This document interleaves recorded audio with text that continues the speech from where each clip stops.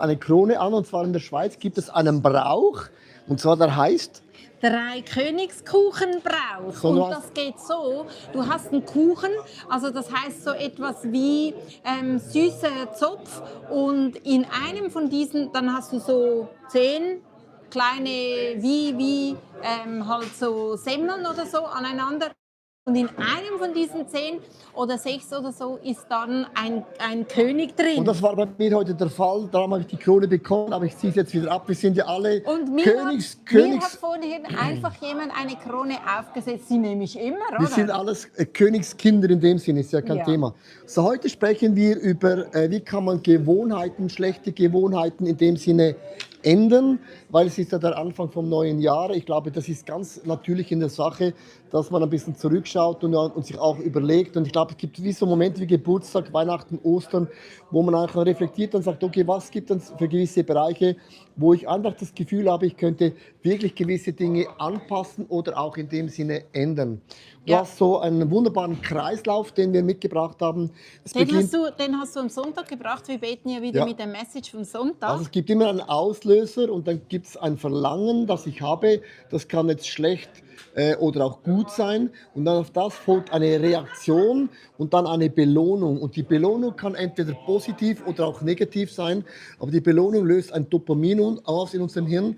Und das ist wie so ein Glücksgefühl. Und der Punkt ist das, die Bibel sagt, Sünde macht glücklich im ersten Moment.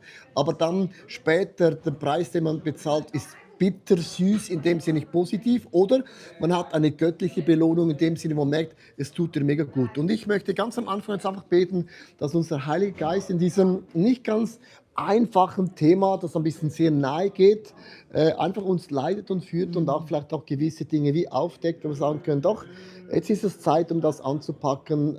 Nichtsdestotrotz ist es ja nicht so, wenn wir perfekt sind, dass Gott uns gebrauchen würde. Es ist nicht so, dass Gott wartet, bis wir perfekt sind, sondern Gott nimmt uns und er formt uns, währenddem wir gehen und ihm auch dienen.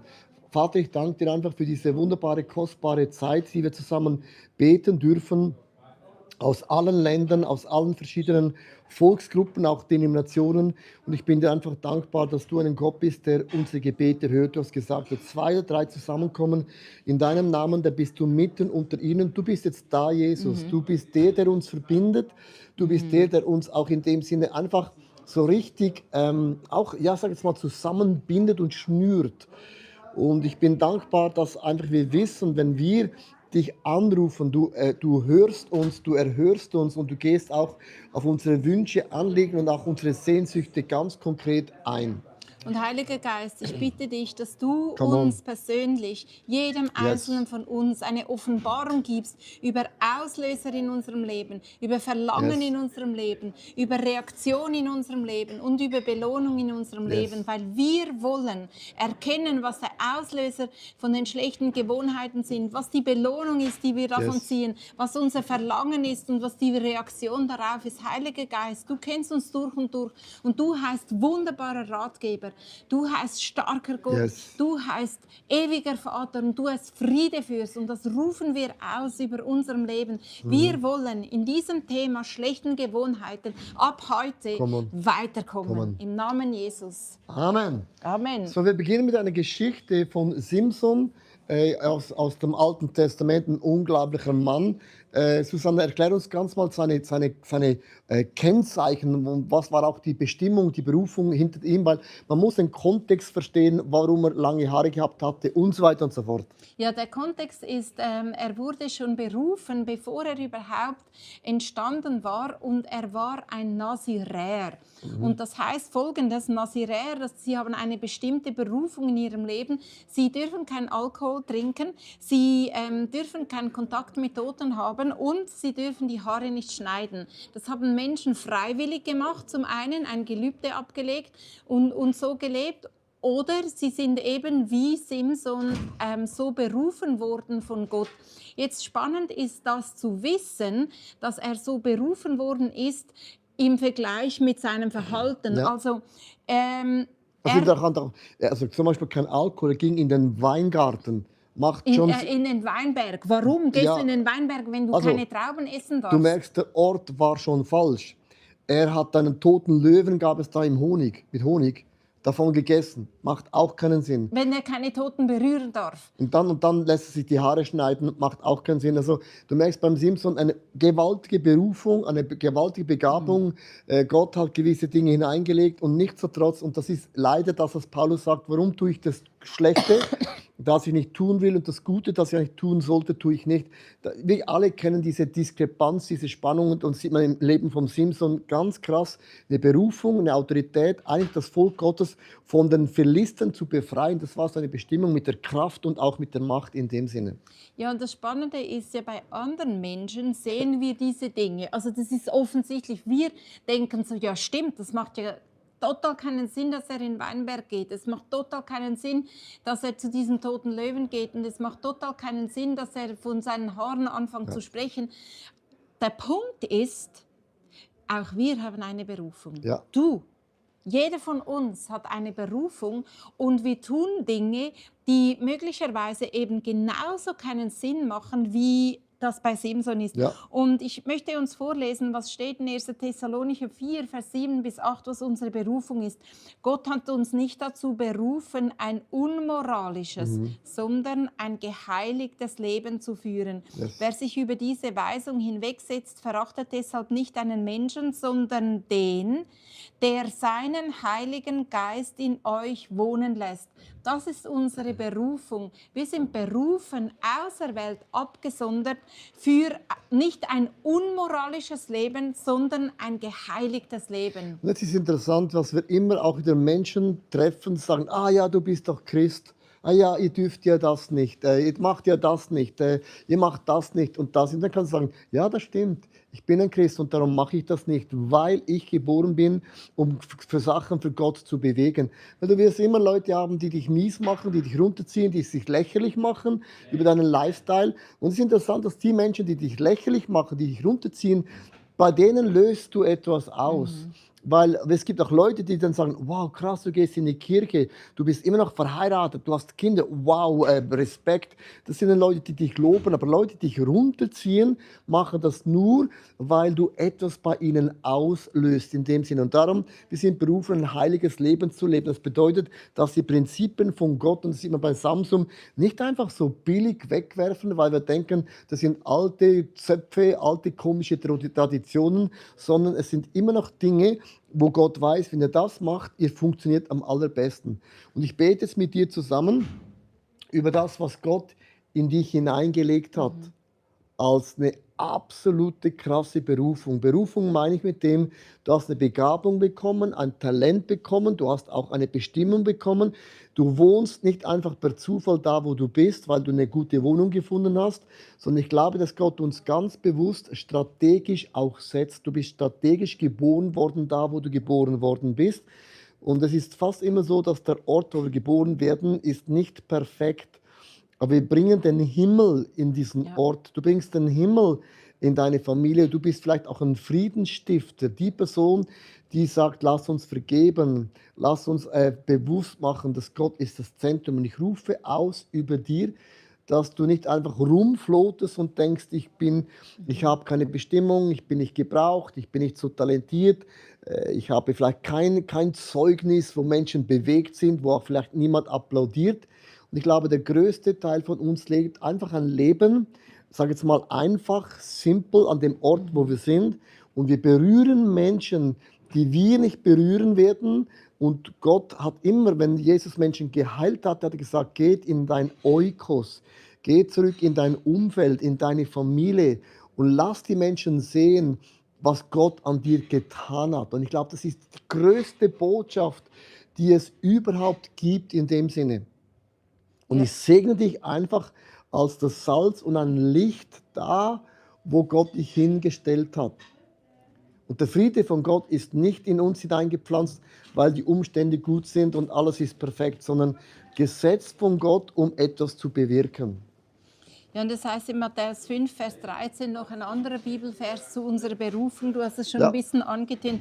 Ihr seid für die Welt wie Salz. Hast du schon mal Suppe ohne Salz gegessen oder Brot ohne Salz? schlimm. Das heißt, es ist klein, aber es hat eine große Wirkung. Wenn das Salz aber fade geworden ist, wodurch soll es seine Würzkraft wiedergewinnen? Es ist nutzlos geworden. Man schüttet es weg und die Leute treten darauf herum. Ja. Und genau die schlechten Gewohnheiten machen in unserem Leben, dass wir kraftlos sind. Und das wollen wir nicht, das will niemand freiwillig. Und deswegen wollen wir heute mit diesen 4 Punkten anschauen, wie wir eben diese schlechten Gewohnheiten durchbrechen können. Wir müssen unsere Auslöser kennen, wir müssen unser Verlangen kennen, die Reaktion darauf und die Belohnung, die wir von den schlechten Gewohnheiten ziehen, damit wir sie ändern können. Und da wollen wir durchbeten heute mit Also wir, diesen 4 beten, wir beginnen Punkten. mit dem Auslöser. Also was löst es aus? Und was ich dir auch sagen möchte, es ist gar nicht immer so einfach, was löst es denn aus? Weil es ist sehr oft ganz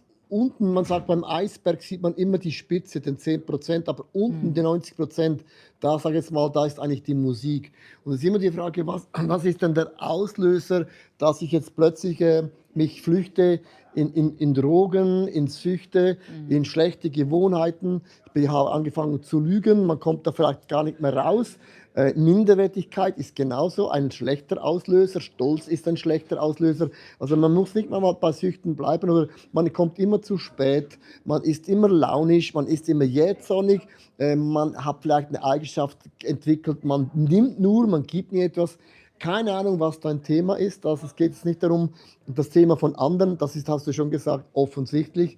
Wenn ich jetzt die Themen bei dir anschaue, offensichtlich, umgekehrt auch, von dem sprechen wir nicht, sondern was sind die Auslöser bei mir? Also was war der Auslöser?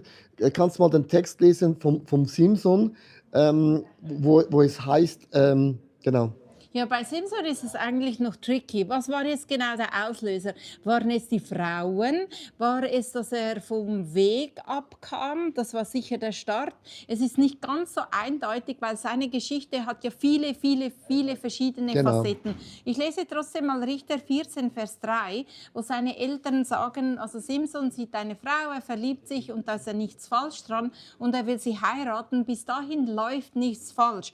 Aber seine Eltern sagten, gibt es denn kein Mädchen hier in unserem Stamm oder unserem Volk? Musst du wirklich zu den Philistern gehen und dir bei diesen unbeschnittenen Heiden eine Frau suchen? Doch Simson blieb hartnäckig, ich will sie und keine andere, sie gefällt mir. Also, Punkt. und jetzt ist auch interessant, das ist nicht ein christliches Phänomen, wo man sagt, man soll nicht Partnerschaft eingehen mit jemandem, der nicht gläubig ist. Das hört man immer wieder. Gehst du aber in die Psychologie, sag ich mal, weit weg von Leuten, die gläubig sind, die sagen dir genau das Gleiche. Mach keine Partnerschaft mit Menschen, die nicht die gleichen Werte haben. Wir sprechen hier von Werte. Also wenn jemand total, sage jetzt mal, sozial unterwegs ist und das Soziale ist das Allerwichtigste und die andere Person sagt, Hauptsache Finanzen, wie man das verdient, spielt gar keine Rolle und die Armen sind mir eigentlich egal, dann wirst du hast ein Streitkonfliktpotenzial, das ist gar nicht lösbar. Und das heißt eigentlich, es geht um die Werte und er hat gesagt, ich bin nicht bereit, sie loszulassen, weil Liebe macht auch ein bisschen blind auf den ersten Moment. Aber wenn man dann Dinge durchdenkt, muss man sagen, irgendwann zieht man mal die rosarote Brille ab und dann ist eben die Verliebtheitsphase vorbei und dann merkt man plötzlich, man versteht sich gar nicht, man hat ja gar nicht die gleichen Interessen. Also der Auslöser ist jetzt etwas, was wir ganz konkret den Heiligen Geist brauchen. Ja. Also warum tue ich, was ich tue? Also warum bin ich mit dem nicht zufrieden? Warum bringe ich das oder jenes nicht hin? Also Heiliger Geist, wir halten jetzt unsere Herzen dir hin und es ist jetzt eine nicht ganz einfache Frage zu stellen, was löst dann das aus bei mir, dass diese Themen, diese negativen Eigenschaften immer durchdrücken und einfach gewisse Dinge bestimmen. Ja. Und ich danke dir jetzt einfach, dass du ein Gott bist, der Offenbarung bist. Ja. Und der Auslöser ist immer eine Geschichte. Und es geht mir nicht darum, wenn ich das bete, um anderen Menschen die Schuld in die Schuhe zu schieben. Ich bin auch nicht ein Opfer, aber ich muss wissen, was löst denn das aus? Weil wenn ich nicht weiß, was es auslöst, kann ich ja das auch gar nicht stoppen. Und bei der Geschichte von Simson sieht man eben, dass ja die schlechte Gewohnheit, also da, wo er am Ende landet, ist nicht einfach da, sondern das sind ja genau Ja, diese Schritte ja, vorausgegangen ja, und darum geht es. Du hast eine schlechte Gewohnheit, die also mit einer Belohnung jetzt hier am Ende dieses Kreises beschrieben ist, aber es geht darum, den Heiligen Geist zu fragen, wo ist der Anfang? Wo ist der ja, Anfang? ja, Weil den Auslöser, den können wir stoppen. Die schlechte Gewohnheit vielleicht weniger, aber wenn wir beim ja, Auslöser sind, deswegen fragen wir da, was ist genau. der Und Auslöser? es gibt so die 5 häufigsten Punkte vom Auslöser. Es gibt vielleicht auch noch mehr, ich habe es am Sonntag gesagt. Erstens Orte. Es gibt Orte, die musst du meiden, da darfst Ja. du nicht mehr hingehen. Also Simson hat nichts verloren im Weinberg, auch nichts verloren bei einem toten Löwen, da hätte er einen Bogen machen müssen. Es gibt Zeiten, wo du einfach anfällig bist für die schlechten Gewohnheiten, Stimmungen. Wenn du einen Erfolg erlebt hast, dann denkst du, ich habe es verdient. Oder wenn man hart arbeitet, ich habe jetzt diesen Kuchen, Eiscreme, you name it, habe ich verdient. Auch wieder wie eine Belohnung, die aber gar nicht gesund ist auf lange Zeit. Und dann gibt es aber auch Momente, eine Geburt, ein Todesfall, ein Umzug, ein Jobverlust, aber auch Menschen. Menschen ganz konkret, wo du merkst, die tun dir nicht gut, das sind nicht falsche Menschen, aber nicht die richtigen Menschen für deine Weiterentwicklung. Also und diese Auslöser muss man ein bisschen im Kopf haben, weil es dir mega hilft zu unterscheiden, was ist denn konkret der Auslöser und wo bin ich in der Gefahr, da hineinzurutschen. Das ist das Erste. Das Zweite, Und den Auslöser du musst müssen wir entfernen. Ich Stopp. Ja, möchte da gerne noch Sprüche 4, Vers ja, 14 bis 15 lesen, wo es heißt, handle nicht so wie Menschen, denen Gott gleichgültig ja, ist. Nimm sie dir nicht zum Vorbild. Folge nicht ihrem Beispiel, sondern meide das Böse. Und jetzt kommt's, ja, flieh vor ihm und bleib auf dem geraden Weg. Das ist wieder der Link ja, zu Simson. genau. Er ist vom Weg abgekommen und in den Weinberg. Also bleib auf dem geraden Weg und entferne die Auslöser. Also eben Ja, genau genau. die 5 Punkte, wo du gesagt hast, Leo, Orte, Zeiten, Stimmungen, Momente, Menschen, da musst du den Fokus Ja. drauf Also, legen. weil er nicht umgedreht ist, hat einen Fehler gemacht, okay, aber dann sagst du beim zweiten Mal, da gehe ich nicht mehr hin. Es ist ja nicht so, wir sprechen nicht darüber, dass wir immer alles, das ist ja das Problem der Sünde, immer alles korrekt machen. Sonst brauchten wir ja nicht Jesus, der kam auf die Welt, weil wir sind nicht perfekt. Aber wenn man einmal umgefallen ist, dann steht man auf, man richtet die Krone und man dreht sich um. Buße als Metanoia ist eine Gesinnungsänderung, man dreht sich um 180 Grad um und sagt, ich schaue nicht mehr dahin. Ich habe zwar das gemacht, ich bin umgefallen, aber das ist nicht meine Zukunft, das ist nicht Bestimmung und das definiert auch nicht meine Zukunft. Und dann ist wichtig, dass das Verlangen, das ist so quasi das Verlangen, das dann kommt, ist dann die Frage, das muss gefüttert werden. Also das Verlangen wird gefüttert. Also es gibt ja die Geschichte, es sind 2 böse Wölfe im Herzen, ein guter und ein schlechter Wolf. Und dann stellt man die Frage, welcher Wolf überlebt dann im Herzen? Den du Ja. fütterst. Also das, was man füttert, bleibt am Leben. Und man muss dieses Verlangen, muss man im Namen von Jesus wie stoppen können. Sagen, halt, stopp, da ist etwas nicht gesund in mir. Halt, stopp, da ist etwas aus der Bahn gelaufen. Halt, stopp, ich bin nicht bereit, dem einen Raum zu geben. Also mit anderen Worten, das ist ganz, ganz wichtig, dass man da wie einen Mechanismus in dem Sinne einbauen kann. Ja, und Simson, von ihm heißt es im Richter 15, Vers 8, nachdem er schon einiges verkackt hat, steht, er schlug auf die Philister ein, bis er alle am Boden lagen. Dann ging er zum Berg Etam und lebte dort eine Zeit lang in einer Höhle im Felsen. Also er zieht sich zurück. Das ist schon mal gut, aber er kehrt nicht um. Es nützt nichts, wenn du einfach diesen Verlangen nur ausweichst. Es braucht mehr. Es braucht, dass du diese Verlangen mit etwas Neuem füllst. Ja, das ist mega wichtig. Und du musst etwas haben, wenn du spürst, du hast ein Verlangen, also das kommt schon nach dem Auslöser. Wenn du ein Verlangen hast, musst du etwas haben, was du diesem Verlangen entgegensetzen und entgegenhalten kannst. Mit anderen Worten, wenn man etwas wegnimmt, oder, muss man etwas wieder füllen. Das ist auch wichtig. Man kann nicht sagen, ja, ich stoppe jetzt das Verlangen, weil dann ist es ja immer noch da. Man muss es eigentlich wie entleeren und man muss es wieder füllen. Und da braucht es auch ganz konkrete Ideen vom Heiligen Geist, wie man Dinge wirklich umdrehen kann. Und das ist auch etwas, was ein Gebet, das wir gerne beten wollen, das ist auf der Heilige Geist. Ich sage immer, der Heilige Geist ist unser bester Lehrer, unsere beste Inspirationsquelle, wo uns Ideen und Gedanken gibt, dass man selber nicht darauf kommt. In dem Sinn. Das heißt ja nicht, dass man den Verstand abschalten muss, von dem sprechen wir beide nicht. Weil oft haben Leute das Gefühl, ja, wir Christen, wir stellen den Kopf ab und übergeben alles Gott und der schaut nun dafür und dann ist alles gut und du musst nicht mehr arbeiten, du bist gesegnet und bist reich und alles immer. Aber nein, es ist eben diese Quelle vom Geist von Gott, wo man eben Raum gibt in dem Sinne und uns auch inspirieren lassen. Also ich danke dir, Geist Gottes, dass du in uns Gedanken jetzt hineinbringst, wie wir diese Dinge ersetzen können oder auch füllen können mit neuen göttlichen Ja. Eigenschaften, die vom Himmel her geboren sind. Und ich bin dankbar, da zu wissen, dass wir nicht einfach alleine da stehen und alleine uns Gedanken machen müssen, sondern da ist wie eine Quelle, die sprudelt und in dem Sinne nie aufhören wird. Ja, und das heißt So im wie, Psalm 119, Vers 3, dein Wort ist meine Lieblingsspeise, es ist süßer als der beste Honig. Ich habe diesen Vers ausgesucht. wollte ich gerade fragen, warum? Ja, ich habe diesen Vers ausgesucht, weil zum Beispiel Schokolade, du hast es gesagt, Eiscreme oder wie sagt man, Eis, es sind so, auch so kleine Belohnungen.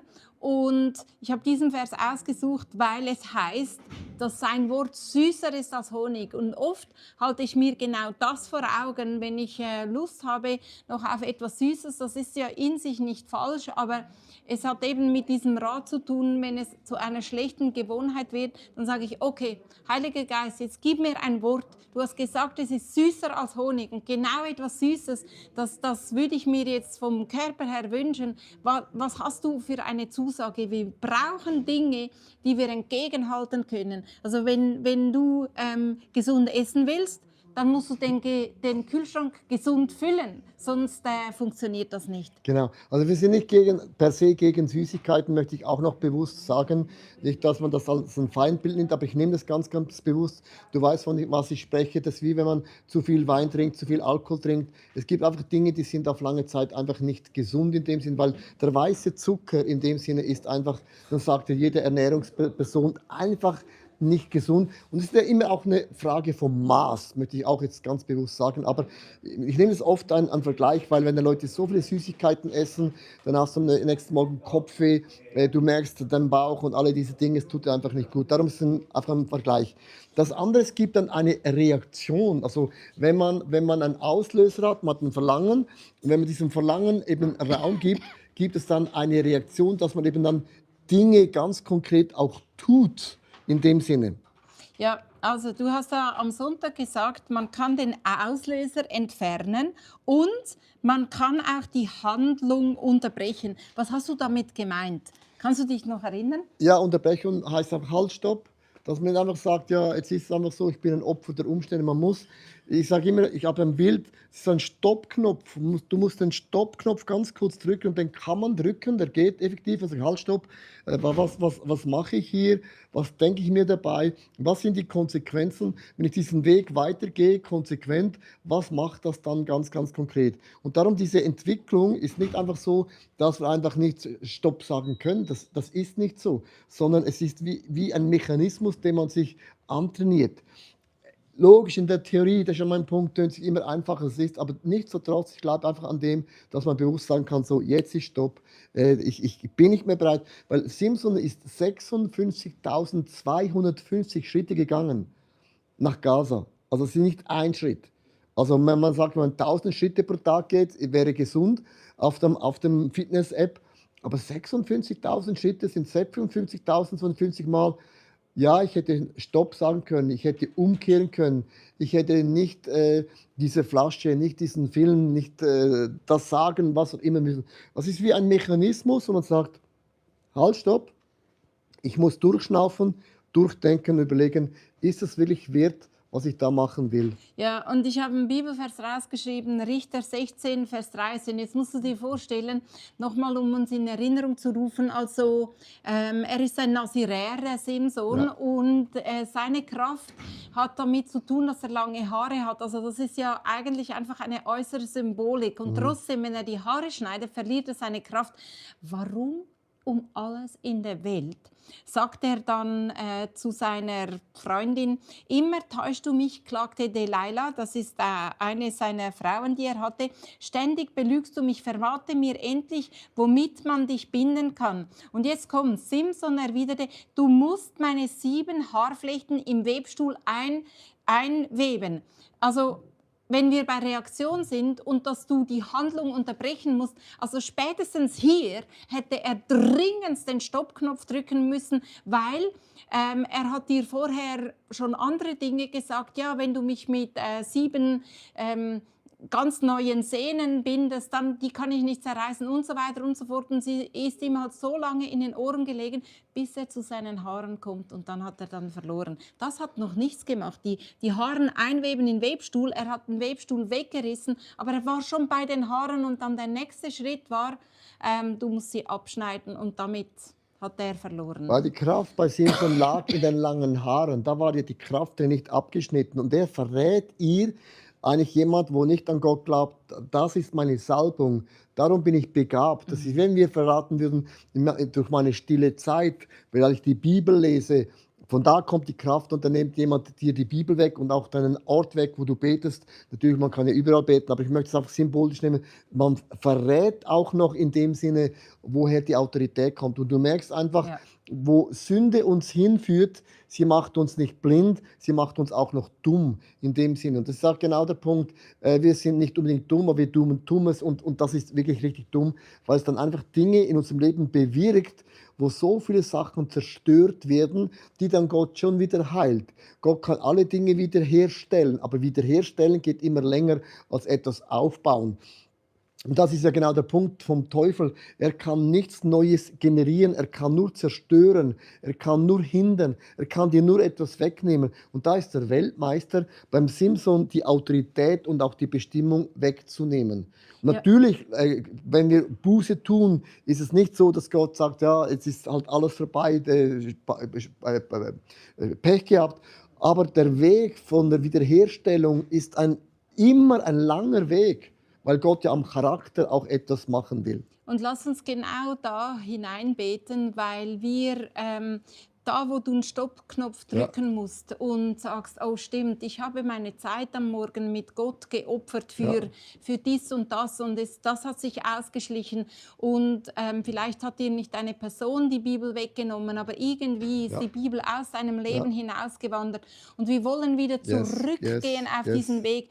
Ich gehe nochmal zu diesem Bibelvers, ja, flieh vor ihm, Sprüche 14, Vers 15, flieh vor ihm und bleib auf dem geraden Weg. Und wir wollen nicht einfach wie Simson nur in der Höhle bleiben, uns zurückziehen, sondern wir wollen umkehren, wieder zurück zu dir, und diese Handlungen unterbrechen, den Stoppknopf drücken. Wir wollen lernen heute von Simson und sagen, wir wollen zurück zu dieser Verbindung mit dir, zu dieser persönlichen, intimen und nahen Beziehung zu dir, und wieder zurück auf diesen geraden Weg kommen. Heute, jetzt ist der Moment, wo wir uns entscheiden und sagen, es ist Schluss. Ich erkenne, dass ich da Kompromisse eingegangen bin und da Kompromisse eingegangen bin, und fertig damit, fertig damit. Ja, fertig ich mache damit. dich wieder zum Zentrum.